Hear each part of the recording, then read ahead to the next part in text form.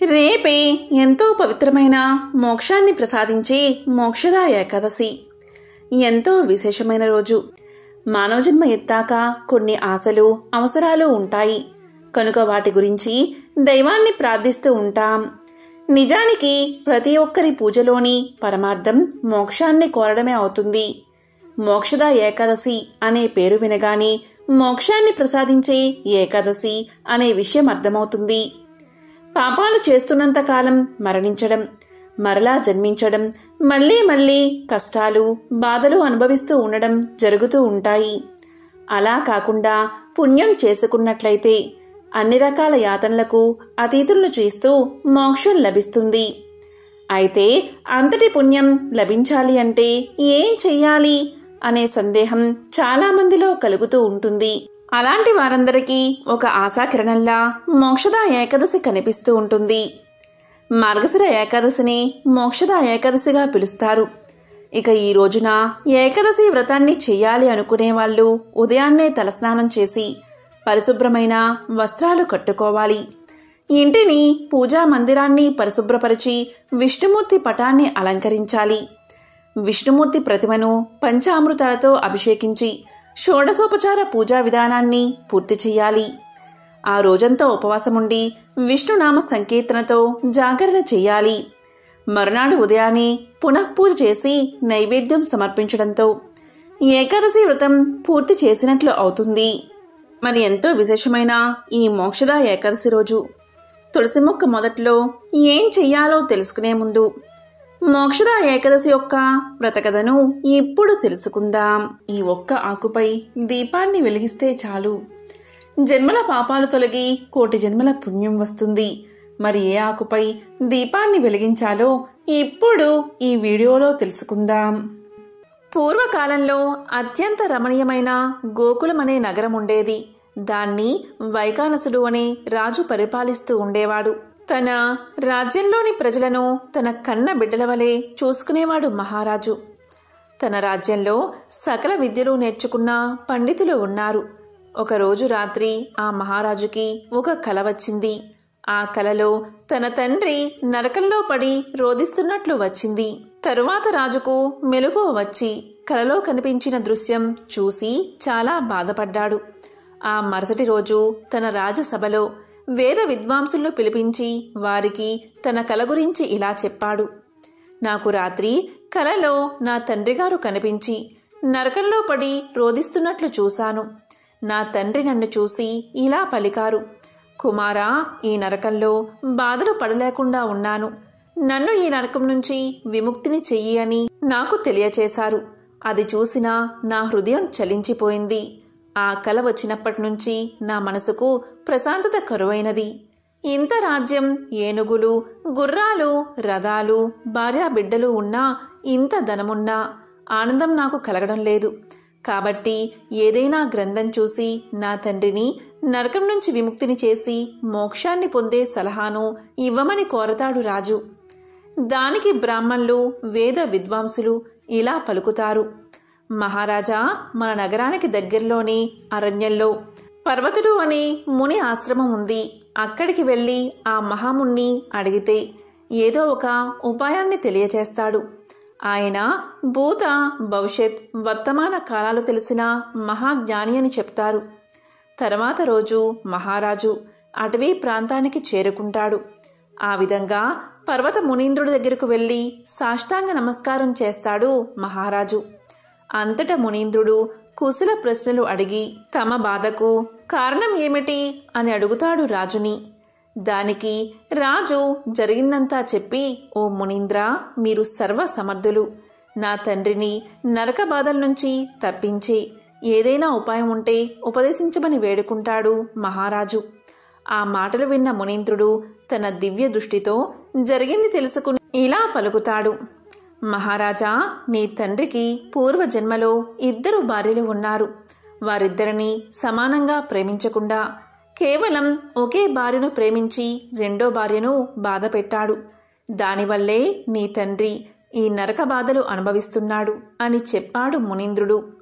మహాముని చెప్పిన మాటలు విన్న మహారాజు, ఓ మునీంద్ర, జరిగిందేదో జరిగిపోయింది. కానీ ప్రస్తుతం నా తండ్రి నరకం నుంచి బయటపడేసే ఏదైనా వ్రతం కానీ దానం కానీ ఉన్నదా? ఉంటే నాకు ఉపదేశించండి అని పలికాడు. దానికి మునీంద్రుడు ఇలా చెప్పాడు. మహారాజా, ముక్కోటి ఏకాదశి రానున్నది. ఆ రోజు నీవు నీ పరివారము ఏకాదశి ఉపవాస వ్రతాన్ని ఆచరించండి. దీనివల్ల నీ తండ్రి నరకం నుంచి విముక్తుడు అవుతాడు. ఎందుకంటే ముక్కోటి ఏకాదశి మోక్షాన్ని ప్రసాదిస్తుంది. కాబట్టి ఈ ఏకాదశి నీ తండ్రికి తప్పకుండా మోక్షాన్ని ఇస్తుంది అంటాడు మునీంద్రుడు. అంతటా మహారాజు మునీంద్రుడికి ధన్యవాదాలు చెప్పి తన రాజ్యాన్ని చేరుకుంటాడు. ఇంతలో వైకుంఠ ఏకాదశి రానే వచ్చింది. ఆ రోజు వైఖానస మహారాజు తన భార్యాబిడ్డలు మరియు పరివారంతో కలిసి ఏకాదశి వ్రతాన్ని ఆచరించాడు. ఆ పుణ్య ప్రభావం వల్ల ఆకాశం నుంచి పూల వర్షం కురిసింది. తన తండ్రిని దేవతాగణాలు వచ్చి స్వర్గానికి తీసుకువెళ్లారు. అప్పుడు మహారాజు తండ్రి స్వర్గానికి వెళ్తూ భూమి మీద ఉన్న కుమారుడితో ఇలా పలికాడు.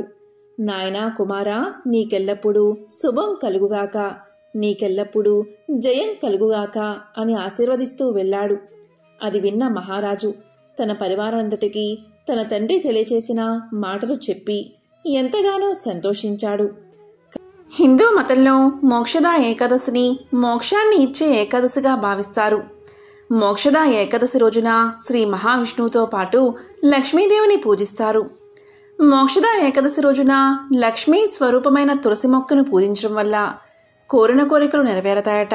ప్రతి సంవత్సరం మార్గశిర మాసంలోని శుక్లపక్ష ఏకాదశి తిథిని మోక్షదా ఏకాదశిగా పిలుస్తారు. ఈ రోజున ఉపవాసముంటారు. తులసి మొక్కను విష్ణుతో పాటు పూజిస్తారు. దీనితో పాటు ఏకాదశి వ్రతాన్ని కూడా పాటిస్తారు. తులసి మొక్కను పూజిస్తే విష్ణువు త్వరగా ప్రసన్నుడవుతాడని, అతని అనుగ్రహం లభిస్తుందని ఒక నమ్మకం. హిందూ మత విశ్వాసాల ప్రకారం సంపదకు దేవత అయిన లక్ష్మీదేవి తులసి మొక్కలో నివాసముంటుంది. అటువంటి పరిస్థితిలో ఏకాదశి రోజున తులసి మొక్కను పూజిస్తే విష్ణు, లక్ష్మీదేవులు ప్రసన్నమవుతారు. మోక్షదా ఏకాదశి రోజున తులసి మొక్కను పూజించడం వల్ల కోరిన కోరికలు నెరవేరతాయి. అలాగే ఇంట్లో ఆనందం, శ్రేయస్సు ఉంటుంది. ఏకాదశి తిథి రోజున తులసిని పూజించడమే కాదు, తులసికి సంబంధించిన కొన్ని పరిహారాలు కూడా చేస్తారు. మరి తులసి మొక్కతో ఏ పరిహారాలు పాటించాలో ఇప్పుడు తెలుసుకుందాం. శ్రీ మహావిష్ణువును ప్రసన్నం చేసుకుని ఆయన అనుగ్రహాన్ని పొందాలి అంటే మోక్షదా ఏకాదశి రోజున తులసి జపమాలతో విష్ణు నామాలు జపించాలి. ఇలా చేస్తే జీవితంలోని అన్ని రకాల దుఃఖాలు, అడ్డంకులు తొలగిపోతాయి. అదృష్టం వరిస్తుంది. ఆర్థిక ఇబ్బందులతో బాధపడుతూ వాటి నుంచి బయటపడాలి అని కోరుకునేవారు మోక్షదా ఏకాదశి రోజున మీరు ఏమీ చేయకపోయినా తులసి మొక్క మొదట్లో కొంచెం నీరు పోయండి. లేదా తులసి మొక్క మొదట్లో పచ్చి ఆవు పాలతో అర్ఘ్యాన్ని సమర్పించండి. తరువాత మీరు ఇలా నీళ్లు లేదా పాలు పోసిన తర్వాత తులసి చెట్టు చుట్టూ 7 సార్లు ప్రదక్షిణ చెయ్యండి. దీనికి ఆవు పాలు మాత్రమే ఉపయోగించండి. ఈ పరిహారాన్ని పాటిస్తే డబ్బుకు సంబంధించిన అన్ని సమస్యలు తొలగిపోతాయి. మోక్షదా ఏకాదశి రోజున విష్ణువును ప్రసన్నం చేసుకునేందుకు బియ్యంతో చేసిన పాయసాన్ని నైవేద్యంగా సమర్పించాలి. ఇలా పాయసాన్ని నైవేద్యంగా సమర్పించే సమయంలో దానిలో కొన్ని తులసి దళాలు చేర్చండి. ఇలా చేస్తే విష్ణు అనుగ్రహం లభిస్తుంది. కోరిన కోరికలు నెరవేరతాయి. ఆర్థిక ఇబ్బందులతో బాధపడుతూ ఉంటే ధన సమస్యలు దూరం కావాలి అంటే మోక్షదా ఏకాదశి రోజున మీరు చెరుకు రసంలో తులసి ఆకులు వేసి విష్ణుమూర్తికి అభిషేకం చెయ్యండి. ఈ పరిహారాన్ని పాటిస్తే ఆర్థిక కష్టాలు తొలగి సంతోషం కలుగుతుంది. మోక్షదా ఏకాదశి రోజున ఏమీ చేయకపోయినా భగవద్గీత, విష్ణు సహస్రనామం, ముకుంద అష్టకం చదివితే చాలా మంచిది. ఈరోజు ఉపవాసాన్ని పాటించలేని వారు పాలు, పాల ఉత్పత్తులు, పళ్ళు మరియు ఇతర శాకాహార ఆహారాలు తీసుకోవచ్చు. ఏకాదశి తిథి ఎప్పుడు మొదలైంది అంటే డిసెంబర్ 11వ తేదీ ఉదయం 3:42 మొదలై డిసెంబర్ 12వ తేదీ రాత్రి 1:09 ముగుస్తుంది. డిసెంబర్ 11వ తేదీ సూర్యోదయ సమయంలో ఏకాదశి తిథి ఉంది కాబట్టి డిసెంబర్ 11వ తేదీ బుధవారం మోక్షదా ఏకాదశి. ఇక పారణ సమయం వచ్చేసి డిసెంబర్ 12వ తేదీ ఉదయం 7:05 నుంచి 9:09 వరకు ఉంది. ఈ సమయంలో మరలా ఆ విష్ణు భగవాన్ని పూజించి నైవేద్యం సమర్పించి ఎవరికైనా ఒక సద్బ్రాహ్మణుడికి భోజనం పెట్టి ఏకాదశి వ్రతాన్ని ఆచరించేవారు భోజనం చేయాలి. దీనిని పారణ అంటారు. ఇలా చేస్తేనే ఏకాదశి వ్రతం చేసిన ఫలితం వారికి దక్కుతుంది, సకల శుభాలు కలుగుతాయి. మరి ఎంతో విశేషమైన ఈ మోక్షద ఏకాదశి రోజు ఏం తినకూడదు అంటే పొరపాటున మీ ఇంట్లో మాంసాహారాన్ని అస్సలు వండకండి, అలాగే తినకండి. అదేవిధంగా ఈరోజు ఉల్లి, వెల్లుల్లి, పప్పు ధాన్యాలు తినడం కూడా నిషేధం. ఈ మోక్షద ఏకాదశి రోజు భగవద్గీత, విష్ణు సహస్రనామం, ముకుందాష్టకం చదవడం వల్ల విశేష శుభఫలితాలు కలుగుతాయి. ఈ మోక్షద ఏకాదశి రోజు గీతా జయంతి కూడా జరుపుకుంటారు. ఈ రోజున ఏమీ చేయకపోయినా ఓం నమో భగవతే వాసుదేవాయ అనే మంత్రాన్ని జపించండి. ఈ మంత్రం జపిస్తే శ్రీకృష్ణుడి అనుగ్రహం మీకు కలుగుతుంది, సకల శుభాలు కలుగుతాయి. ఎంతో విశేషమైన మోక్షద ఏకాదశి రోజు ఏ ఆకుపై దీపాన్ని వెలిగించాలి అంటే అదే రావి ఆకు. మీరు ఈరోజు ఏమీ చేయకపోయినా 2 రావి ఆకులను సేకరించి శుభ్రంగా కడిగి పసుపు, గంధము, కుంకుమ బొట్లు పెట్టండి.